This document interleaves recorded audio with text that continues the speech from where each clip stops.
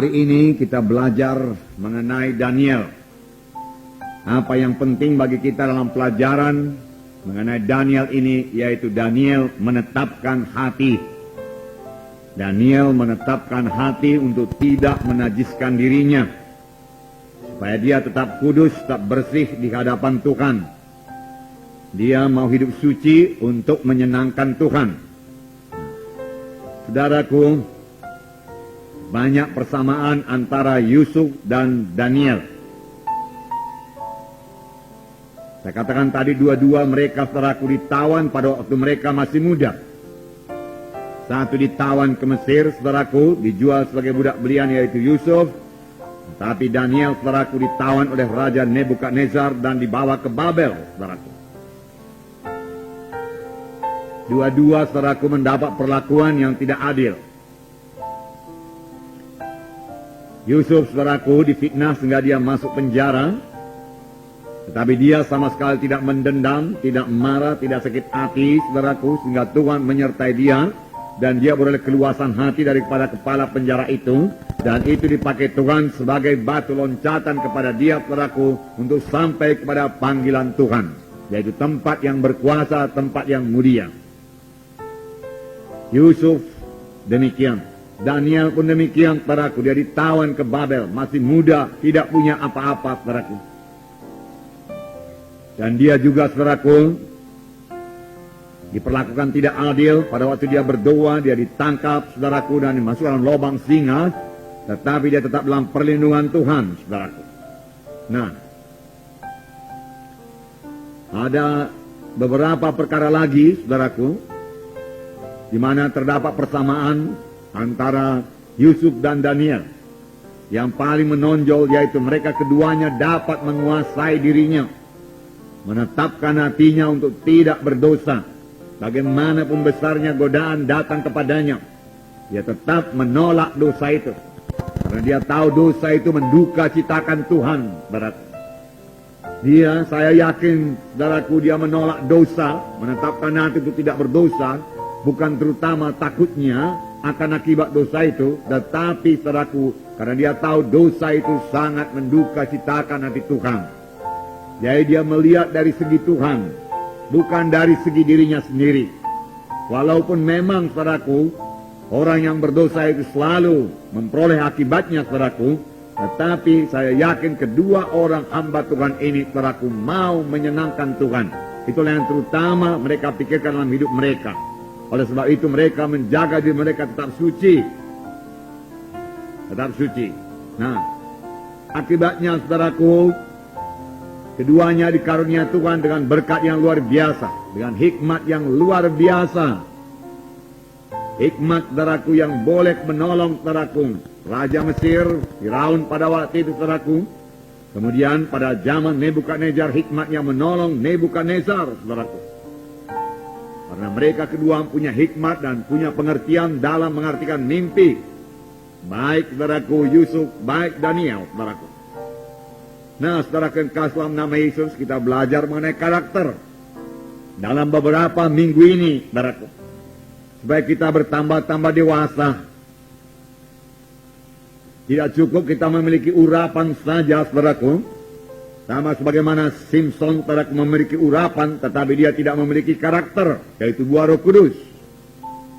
Dia tidak teguh, dan dia jatuh kepada dosa.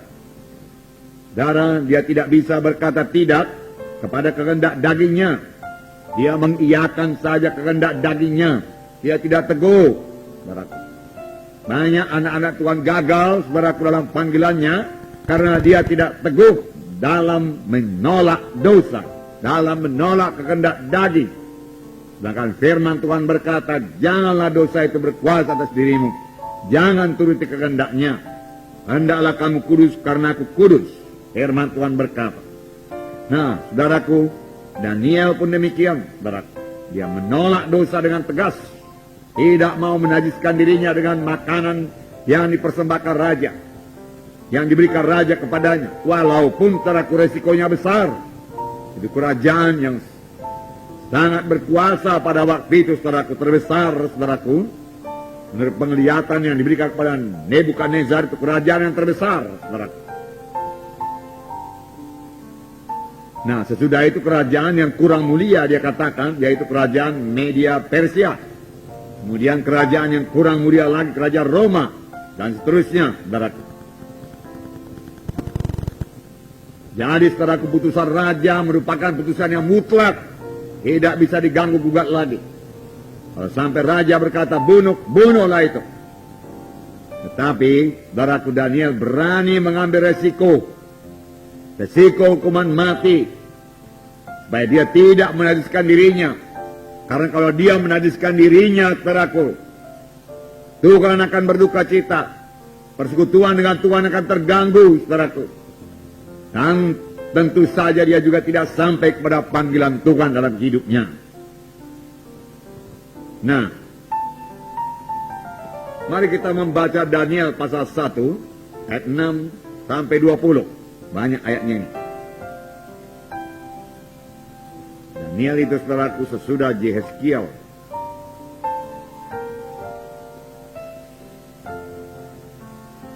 Daniel pasal 1 ayat 6 sampai 20. Mari kita baca bersama-sama. Sudah dapat, saudara? Daniel pasal 1 ya, ayat 6 sampai 20. Di antara mereka itu ada juga beberapa orang Yehuda, yakni Daniel, Hanaya, Misael, dan Azaria. Pemimpin pegawai istana itu memberi nama lain kepada mereka. Daniel dinamainya Belsazar, Hanaya dinamainya Sadrah, Misael dinamainya Mesa, dan Azaria dinamainya Abednego. Daniel berketetapan untuk tidak menajiskan dirinya dengan santapan raja dan dengan anggur yang biasa diminum raja. Dimintanyalah kepada pemimpin pegawai istana itu supaya ia tidak usah menajiskan dirinya. Maka Allah mengaruniakan kepada Daniel kasih dan sayang dari pemimpin.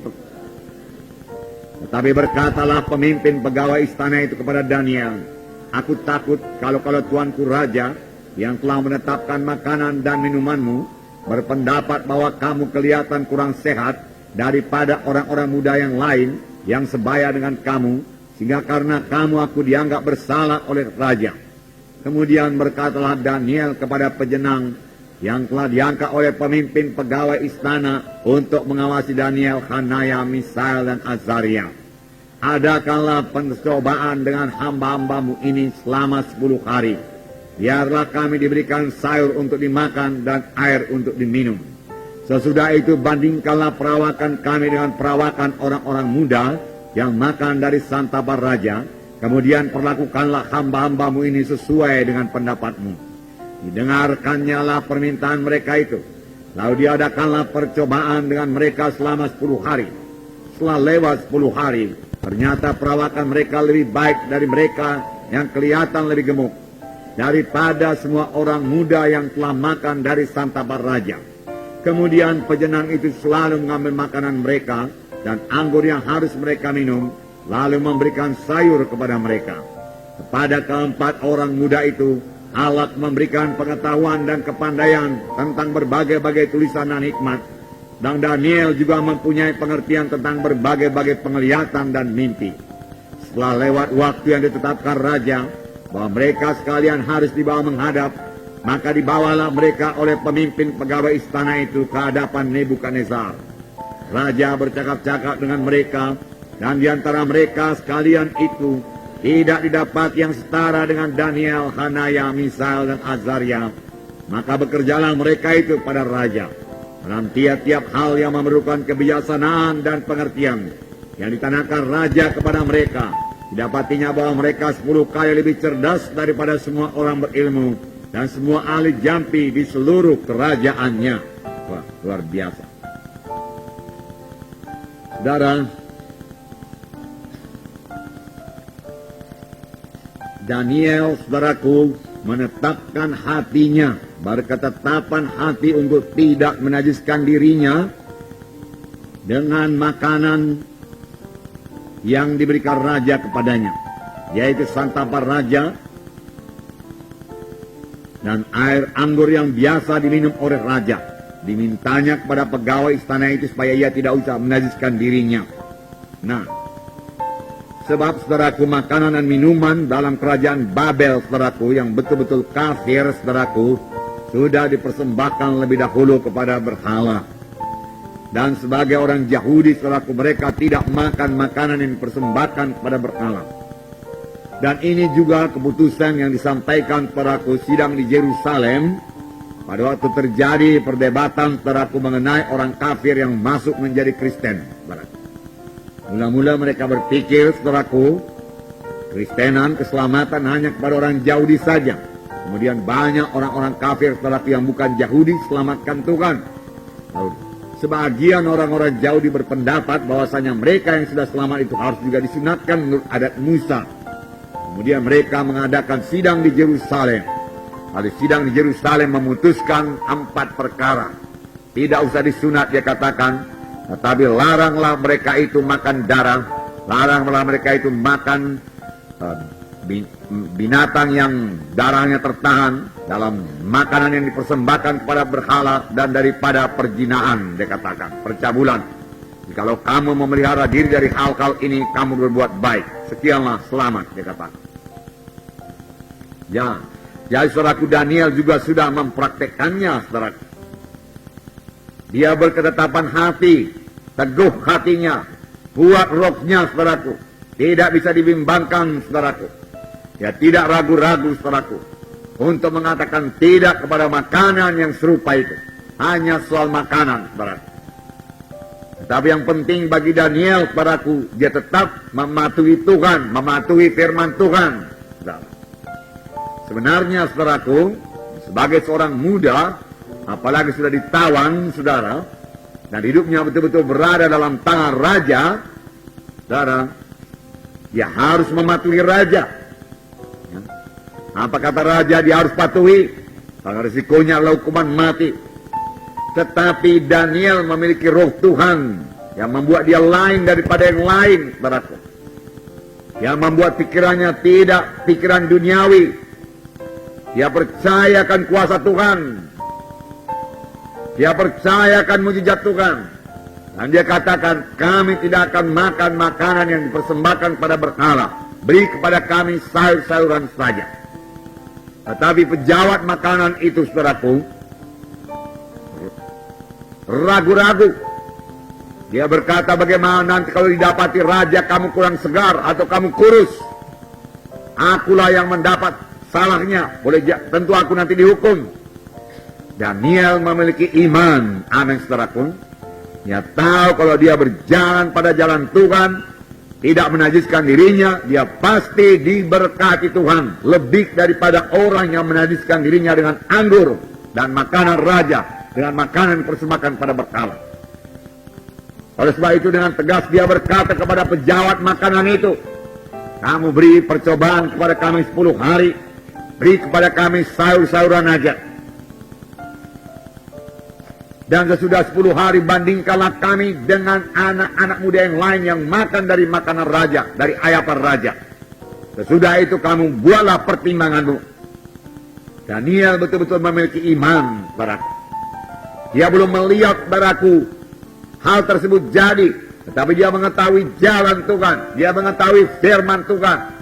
Maksudnya barang siapa yang takut akan Tuhan, berbuat barang yang berkenan kepadanya, memegang hukum-hukumnya, maka firman Tuhan berkata tidak ada satu penyakit pun yang bisa menjamah dia.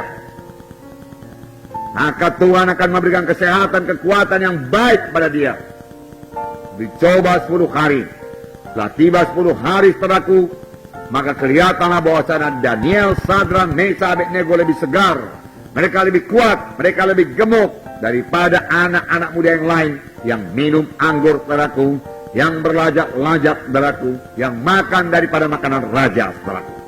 Nah, saudara, kalau itu terjadi pada Simpson, saudaraku, sudah pasti dia tidak bisa menyangkal dirinya. Ya, dia pasti suka makanan yang lezat-lezat demikian, saudara. Apalagi minum anggur. Tetapi, saudaraku, anggur yang beralkohol, saudaraku, menyebabkan, saudaraku, kita kurang kesadaran kalau sudah mabuk. Dan firman Tuhan berkata, pemabuk tidak mewarisi kerajaan sorga. Dan orang yang mabuk mudah jatuh kepada dosa. Dia tidak bisa menguasai dirinya dengan baik. Jadi pelajaran kepada kita, saudaraku, tetapkan hati untuk tidak berdosa. Tetapkan hati supaya saudara bisa menguasai diri saudara. Jangan daging saudara menguasai saudara. Jangan hawa nafsu saudara menguasai saudara. Firman Tuhan yang berkuasa dalam hidup saudara. Untuk itu saudara harus bisa menguasai diri saudara. Kuasai diri. Sangkal diri. Firman Tuhan berkata.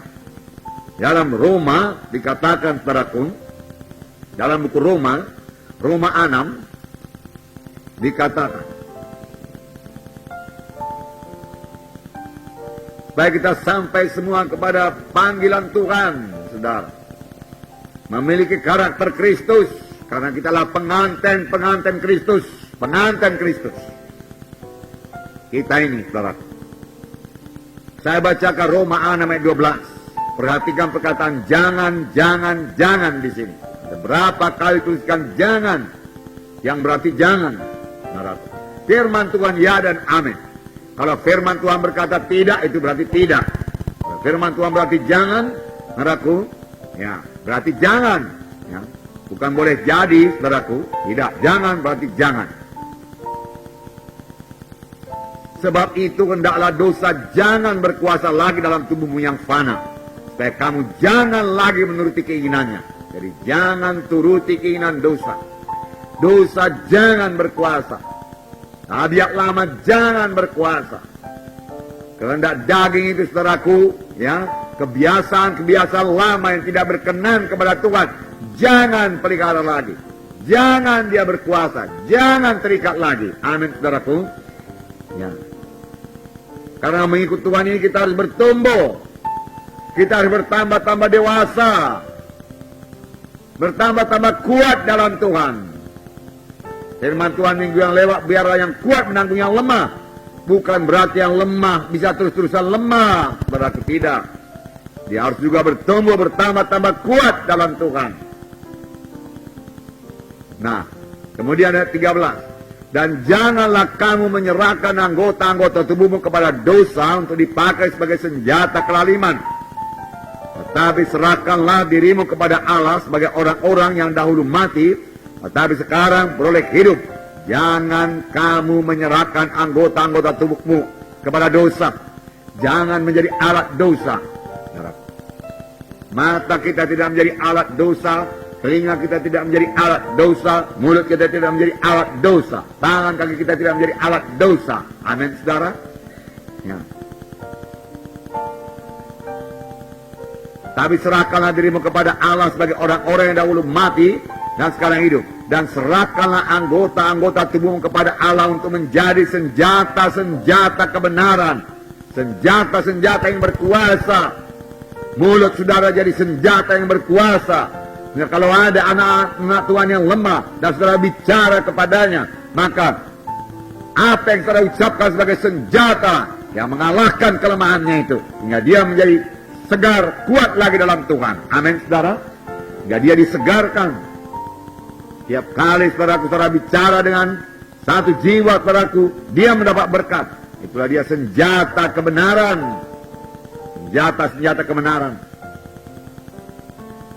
Ayat 14, sebab kamu tidak dikuasai lagi oleh dosa. Nah, haleluya saudaraku. Dosa tidak berkuasa atas saudara. Karena kamu tidak berada di bawah hukum Taurat, tetapi di bawah kasih karunia. Dosa tidak berkuasa lagi.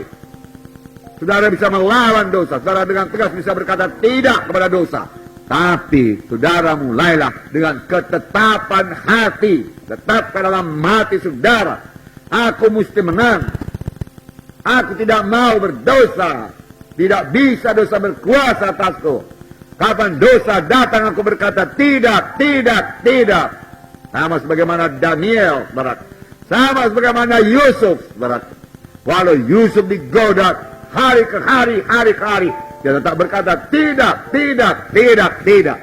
Demikian juga Daniel, Sadra, Mesa, Abednego. Jadi mereka berunding, apa kita perbuat? Kalau kita makan makanan raja ini, kita menjadi najis. Ya. Hukum Taurat mengatakan demikian. Lalu mereka mengambil keputusan. Menetapkan hati mereka. Tidak mau. Apapun resikonya, tidak mau. Dibodoh pun resikonya, kami tidak akan menajiskan diri. Kalau kami terpaksa berangkat ke surga, kami berangkat dalam kesucian Tuhan. Karena membela kebenaran Tuhan. Gagah perkasa, saudaraku. Gagah perkasa mereka. Dan Tuhan membuka jalan. Lihatlah itu, saudaraku. Tuhan membuka jalan. Tuhan memberikan keluasan hati dari pejabat makanan istana itu. Hanya pejabat makanan istana itu, saudaraku, dia orang biasa.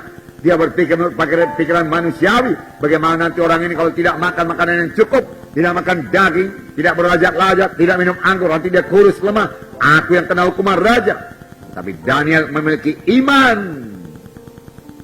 Iman. Saya percaya iman dan kesucian selalu berjalan bersama-sama. Sama sebagaimana iman kerja oleh sebab kasih. Tentu saja Daniel mengasihi Tuhannya. Sebabnya dia berbuat demikian. Amin, saudaraku. Dia tidak mau Tuhan berduka cita. Tuhan akan berduka cita kalau Daniel berbuat dosa. Karena Tuhan punya maksud yang indah dalam hidup Daniel, saudaraku. Tuhan akan berduka cita kalau saya berdosa, saudaraku. Tuhan mempunyai maksud yang indah dalam hidup saya. Tuhan akan berduka cita kalau saudara berbuat dosa.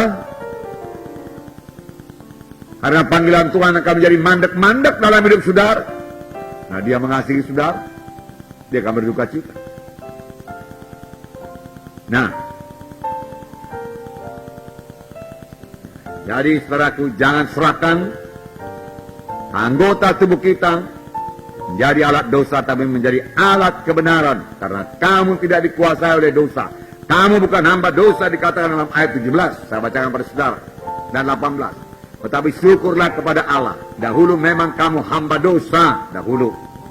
Tetapi sekarang kamu dengan segenap hati telah mentaati pengajaran yang telah diteruskan kepadamu. Kamu telah dimerdekakan dari dosa dan menjadi hamba kebenaran. Inilah keadaan kita.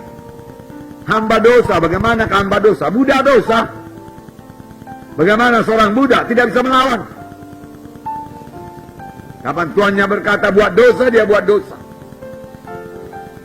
Itu sebabnya banyak kesaksian anak-anak Tuhan.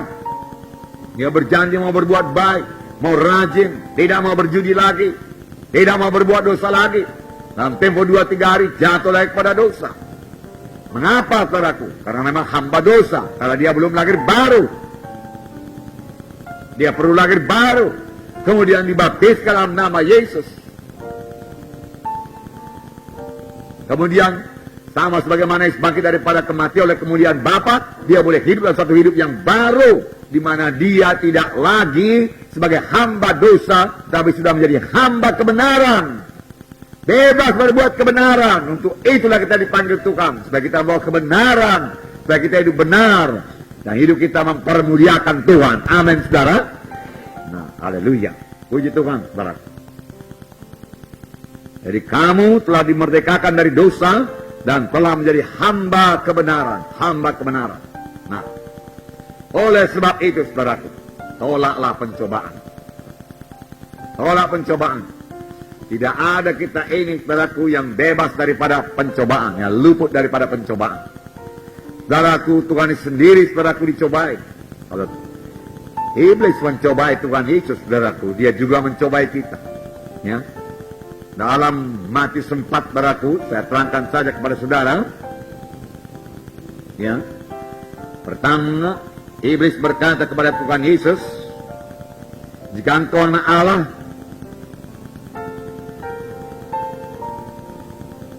perintahkanlah supaya batu-batu ini menjadi roti. Dari soal makanan. Ya, soal makanan. Nah, tetapi Yesus menjawab, ada tertulis, manusia hidup bukan dari roti saja, tetapi dari setiap firman yang keluar daripada mulut Allah. Kemudian iblis membawanya ke kota suci dan menempatkan dia di bubungan baik Allah. Lalu berkata kepadanya, jika engkau anak Allah, jatuhkanlah dirimu ke bawah. Soalnya tertulis mengenai engkau, ia akan memerintahkan malaikat-malaikatnya, dan mereka akan menatang engkau di atas tangannya, supaya kakimu jangan terantuk kepada batu. Yesus berkata kepadanya, ada pula tertulis, janganlah engkau mencobai Tuhan Allahmu.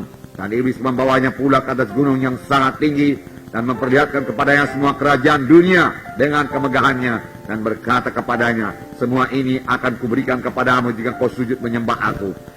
Maka berkatalah Yesus kepadanya, enyahlah iblis, sebab ada tertulis, engkau harus menyembah Tuhan Allahmu dan hanya kepada Dia sajalah engkau berbakti.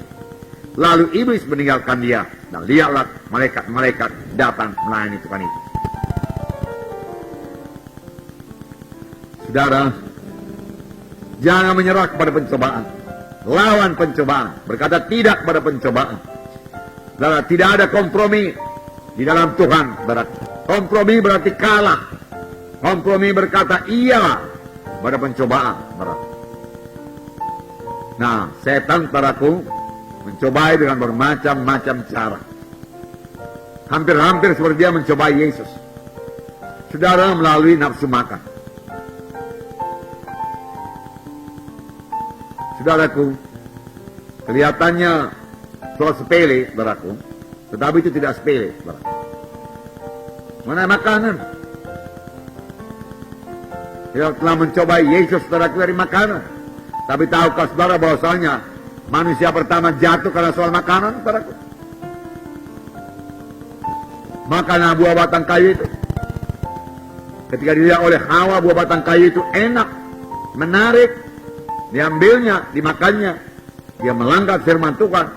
Pada waktu kau makan buah batang kayu ini, kau akan mati tak dapat tiada. Jadi kematian pada Hawa, kematian pada Adam, kematian pada seluruh manusia, kematian rohani. Saudara. Ada banyak contoh lagi dalam Alkitab soal makanan yang membuat manusia jatuh bahkan kehilangan keselamatan. Saudara. Salah satu diantaranya, saudaraku, Esau. Ya. Dalam Kejadian 25, dia menjual hak kesulungannya hanya dengan sepiring bubur. Murah sekali. Hilang keselamatan. Kemudian dia menangis. Berkati aku Bapa. Tidak lagi berkat, bapaknya berkata. Semua telah kuberikan kepada adikmu Yakub. Lalu dia mendendam, marah, kubunuh adikku Yakub, dia katakan. Padahal lebih dahulu dia telah menjual hak kesulungannya itu. Dalam Kejadian 25 ayat 29, saya membacakan pada saudara. 29 ayat 29. Pada suatu kali Yakub sedang memasak sesuatu, lalu datanglah Esau dengan lelah dari padang. Kata Esau kepada Yakub, berikanlah kiranya aku menghirup sedikit dari yang merah-merah itu, sebab aku lelah. Ya, boleh jadi bubur kacang merah.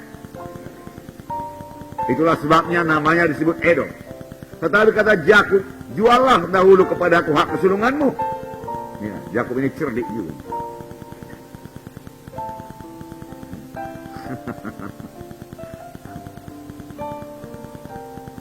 Saud Esau, sebentar lagi aku akan mati. Ya, perkataan negatif ya. Apakah gunanya bagiku hak kesulungan itu? Dia tak tahu, saudaraku, hak kesulungan itu, hak keselamatan itu, saudaraku. Tak mengerti dia, saudaraku. Banyak orang Kristen juga tidak mengerti haknya sebagai anak-anak Tuhan, saudaraku. Betapa mulianya jadi anak-anak Tuhan. Apa yang menanti dia sebagai anak-anak Tuhan, saudaraku. Banyak juga berpikir menjadi orang Kristen, menjadi anak-anak Tuhan hanya beroleh kampunan dosa saja. Luar biasa berkat-berkat disediakan Tuhan bagi anak-anaknya. Kuasa diberikan Tuhan bagi anak-anaknya. Hidup berkemenangan diberikan Tuhan bagi anak-anaknya. Sebelum sampai ke sorga, Tuhan mengizinkan dia berbuah lebat. Sebelum sampai ke sorga, Tuhan mau mempermuliakan dia. Sama sebagaimana Tuhan perbuat pada Yesus, pada Daniel, saudaraku. Dan pada banyak saudaraku anak-anak Tuhan yang lain. Yang mengerti, yang menghargakan kedudukannya sebagai anak-anak Tuhan.